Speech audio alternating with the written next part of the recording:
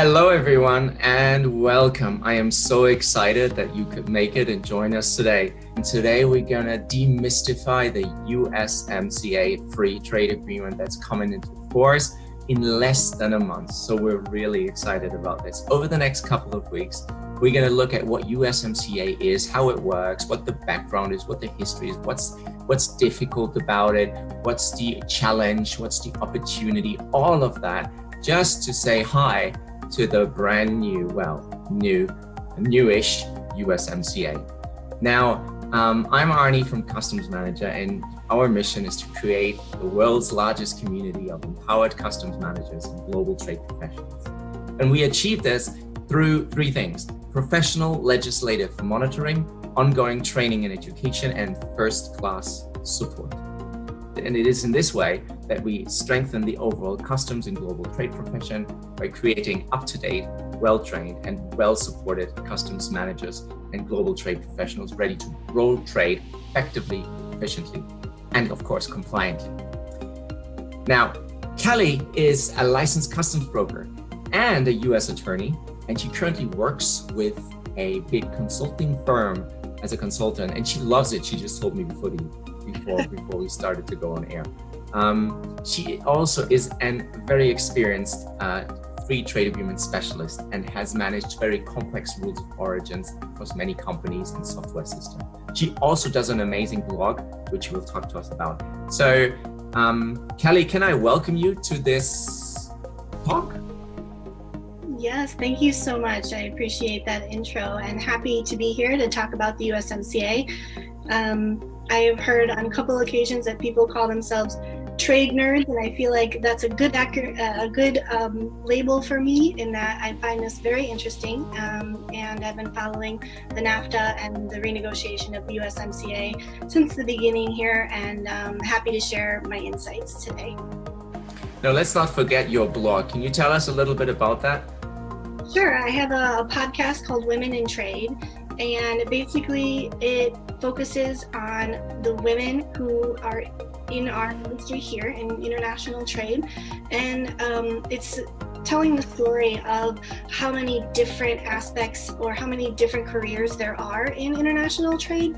And in just 8 episodes, we have I've interviewed someone doing something different in international trade, and that's what I think makes the career so interesting, is that you can, with a background of trade, you can do so many different things, and that's what we're trying to highlight with the podcast. Agreed, and I am one of the subscribers to this podcast for sure. Today's conversation and the conversation over the next couple of weeks is going to be around the USMCA. So we're going to start off the first of the series in our friendly chats about this trade agreement. And today's topic is, guess what? The fundamentals, right? What we really need to know. What is USMCA? What is NAFTA? A bit of a history of the decades of close cooperation between America, Mexico, and Canada. So why don't we kick us off with the first question on everybody's mind? What is NAFTA? Sure. Yes, so NAFTA is a regional trade agreement between the US, Mexico, and Canada. It has been in force since 1994 and is currently in force and will be until June 30th of this year, where then as of July 1, the USMCA will take its place. So in 1994, or prior to 1994, U.S. had a free trade agreement with Canada already, and then NAFTA was negotiated and brought Mexico into the region, into the free trade agreement.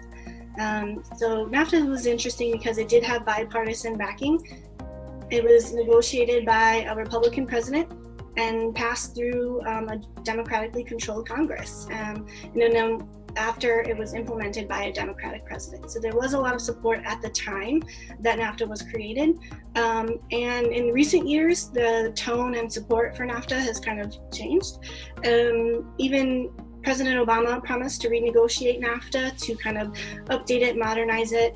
And then we saw in the 2016 presidential election, both President Trump and candidate Bernie Sanders criticized NAFTA and were pretty vocal that it was not a great deal and needed to be renegotiated.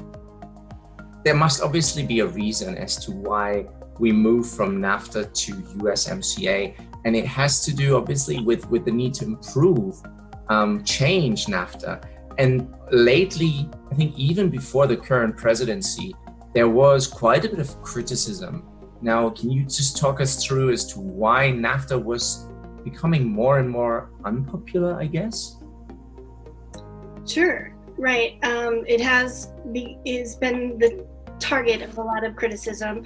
And under any free trade agreement, in my opinion, there would be winners and losers, and so you do have to kind of weigh that, because there is benefits, but then there's also negative aspects to a free trade agreement. Some positive aspects were that regional trade tripled under NAFTA, so it really did increase the economies of the region, and also cross-border investment grew once they could standardize the rules under that agreement. The biggest criticism from my perspective was in regards to the jobs that were lost, attributing those lost jobs to NAFTA. It's the jobs that, or the biggest negative effect would be the effect on employment and wages. When a free trade agreement is enacted, there is increased competition, which caused some industries to lose market share, and in that regard, jobs might have been lost from that decreased market share. But even though some lost market share, others gained new market opportunities that were created because of the agreement. So in that regard, there is a winner and losers under the agreement. But additionally, consumers benefit significantly from falling prices and possibly improved quality of goods once the region is opened under these free trade regulations. There is a study from 2014 that found that the net loss of about 15,000 jobs per year due to NAFTA. So there was a net loss of about 15,000 jobs per year because of NAFTA, but there were gains of $450,000 for each job lost, and that comes in the form of higher productivity and lower consumer prices. So it depends on what you look at as far as the winners and the losers under the agreement.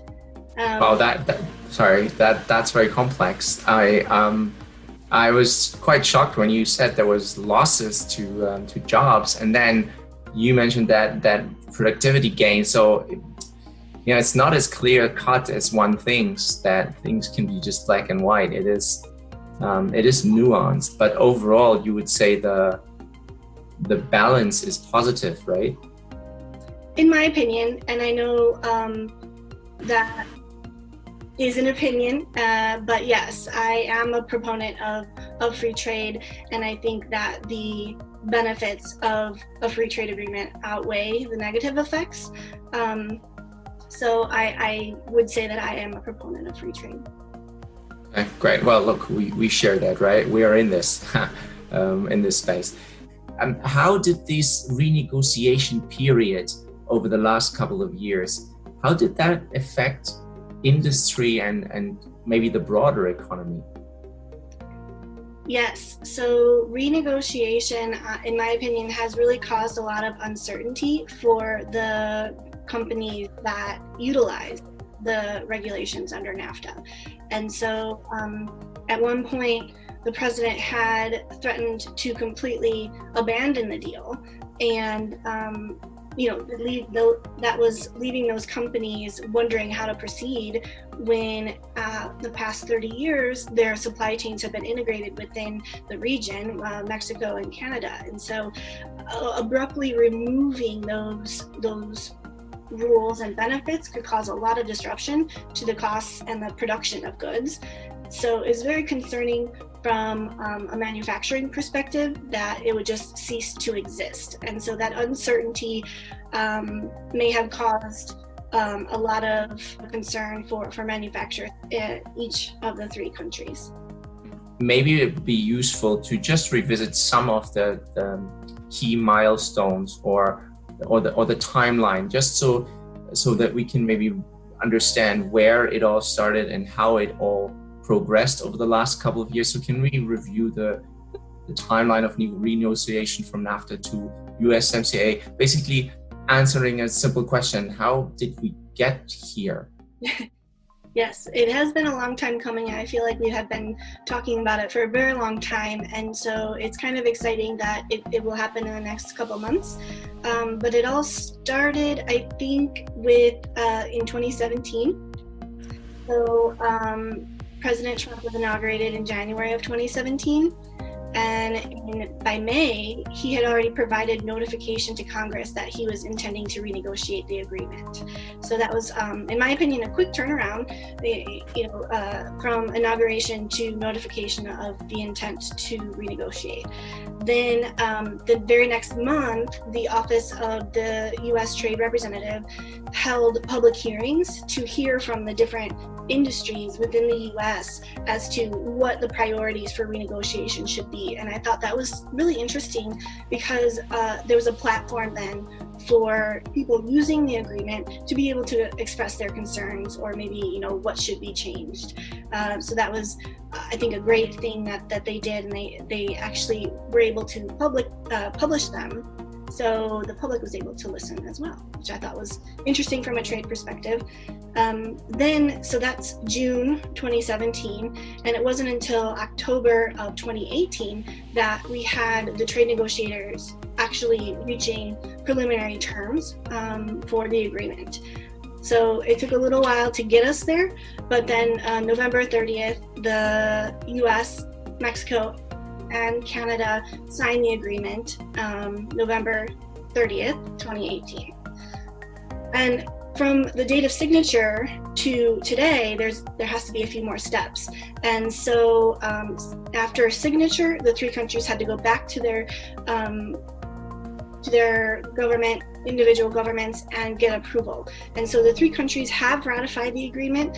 Mexico was the first to ratify, but Canada and the US have also gotten it approved through Congress. And then the second step, so after ratification, then the countries have to notify each other that they're ready.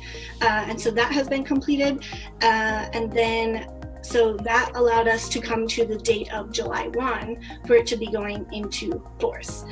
In the US, here we have had the interim implementation instructions published on April 20th. So that gave us a lot more clarity on what the changes might be and what users of the agreement might expect to see in the new regulations.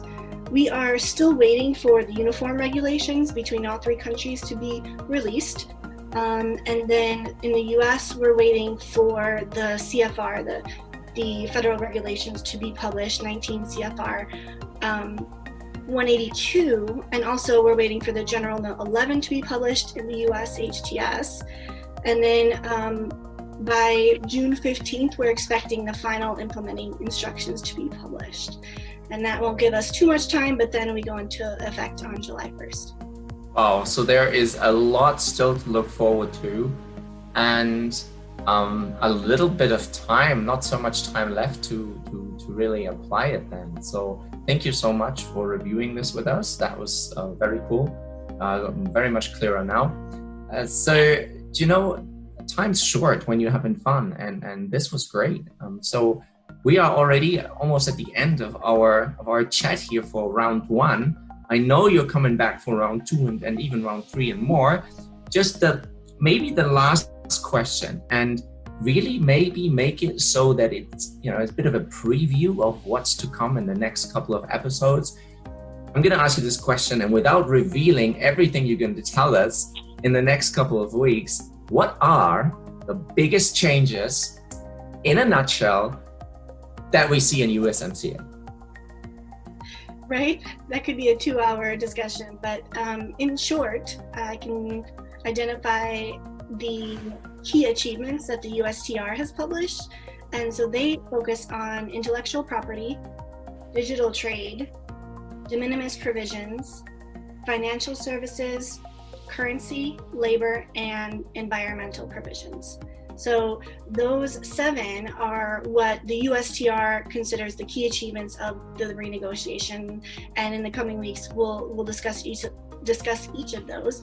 But in my view, there are other changes that really affect the users of the agreement, the manufacturers, the people who actually use the agreement to reduce their duty impact. And a lot of that has to do with transactional processing. And those changes include the removal of the Certificate of Origin requirement that was under NAFTA. That's removed.